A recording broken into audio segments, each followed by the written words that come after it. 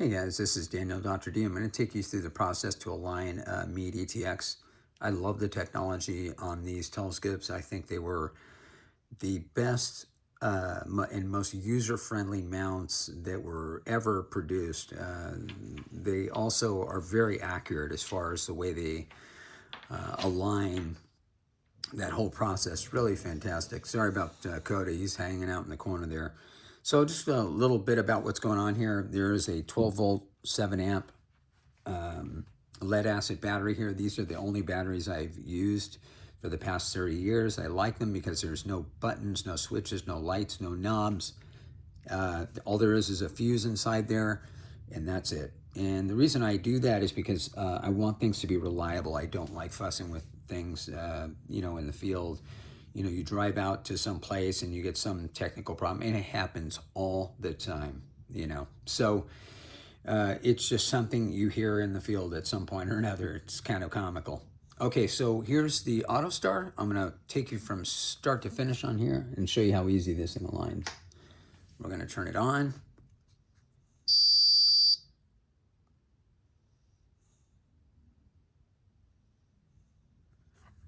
All right, we're gonna press 0 to align. So I've done that. And I've got the date, May 20, 2026. I'm gonna enter it. Now it'll retain the date and time. Well, not the time, but it'll retain the date for you. No big deal. So I'm gonna put in 9 p.m. And we're gonna do what's called a fake alignment. Enter that, daylight savings, yes.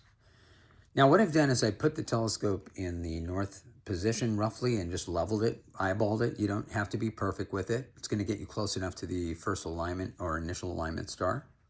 Just enter it. And it's gonna select a star.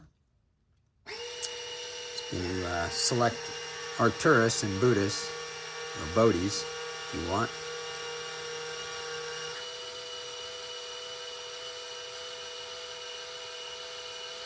Now the scope does sound like a Morse code when it tracks. It's kind of interesting, but that's how all these mounts were. It's kind of funny.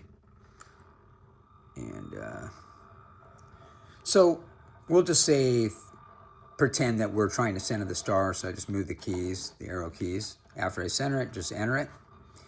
And it will automatically salute to Capella and Auriga. Now, on the later models, Meade, what they did is they just put center bright star because a lot of people were like, hey, is this Capella? I don't know if it is. Is this Arcturus? I don't know, whatever, So they just Meade tried to simplify it, dumb it down, so to speak, I guess you could say. And we have Capella. And then you would just use the arrow keys to center it in the eyepiece and then hit enter.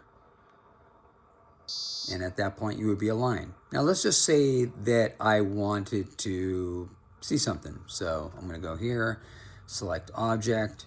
It's going to go to solar system. And I'm just going to select Jupiter. So that's going to be in the west. Oops, let me go back here. Enter Jupiter. And then once it does the calculation, I just hit go to, and it'll go to Jupiter.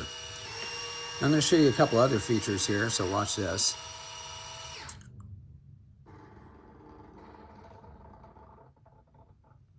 Now let's just say it went to Jupiter and it wasn't in the field of view.